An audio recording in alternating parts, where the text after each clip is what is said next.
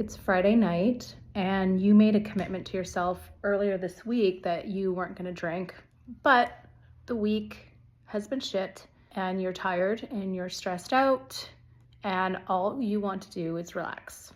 You deserve to relax. And the best way that you know how is to reach for a glass of wine or whatever. Pick your poison. But you don't want to do that because you're not keeping the commitment you made to yourself. And you're reminding yourself why you're making that commitment. Feeling like crap the next day, brain fog, you don't want to work out or be active with your family, you're gaining weight, you're feeling tired all the time, your work is suffering, your family is suffering, your self-esteem is plummeting because you continuously break the commitments you make to yourself. But that glass of wine is calling because it gives you instant relief. So what are we going to do instead? Because we're sick and tired of breaking commitments to ourselves, and you don't want to keep doing that. Let's talk about some suggestions. And by the way, I'm getting over a flu, and I did not have the energy to do my hair, put my makeup on. But the message is more important than my vanity. So this is as good as it gets. Let's talk about some things that you can do instead of drinking tonight. Number one, you can try to ride the wave. You can try to experience the stress and the exhaustion and those feelings. And it is actually a wave that comes through. So if we allow the wave to peak, it will come back down. But for most of us, it's very hard to handle this part. And even though you might intellectually know that it's going to come down, it's hard to know it physically. So we want to sort of get rid of that feeling. And what you may also know intellectually is that these feelings will only last 30 to 90 seconds. And the reason why they tend not to feel that way is because we hang on to them so tightly and we worry. When you begin to worry about that feeling, or you worry about the stress, or you worry about whatever it is, your body becomes closed and then it stays up here instead of being able to drop down.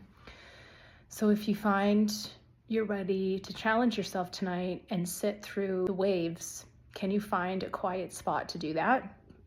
It might be hard if you have kids. Can you go in your room? Can you have a bath? Can you go for a walk? And you might have to do it a couple of times.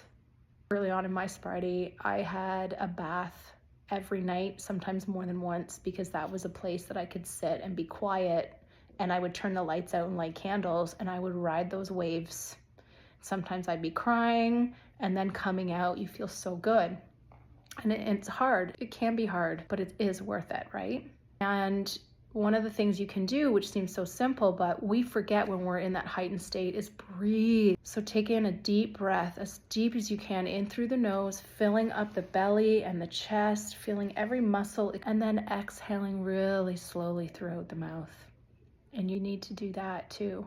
You might be doing that every minute to 3 minutes, just to ride those waves. And as the night goes on, they're going to get spaced out and the water is going to get more calm, I promise you. Other things you can do, make it a movie night with your family. Rent a movie, make some popcorn, make pizza from scratch. If you like to prepare food, you can make that spice blend I threw up there today. If you can make, I don't know, something really nourishing and fun and do it from scratch. Do you like making skincare? Can you make a body scrub? I made a really nice sugar and salt body scrub the other day. That was fun. Is there someone you can call? Can you reach out to someone so you're not alone? Is there someone you can text message or voice note every single time you have a craving so that you're riding it out with somebody?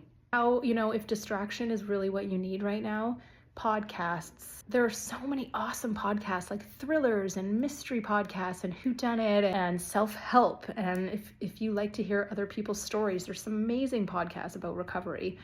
Do you watch funny? I know we don't want to necessarily transfer from one addiction to the other, but if choosing the lesser of the evil, let's just do it tonight. If scrolling on your phone is distracting you from having alcohol, then that's okay right now. If walking to the store and buying candy is what you're going to do instead of alcohol, that's okay. Let's just do that for tonight. So those are some ideas. If you have more, I'd love to hear them, or I want to hear what you're doing so that I can share it with everybody else.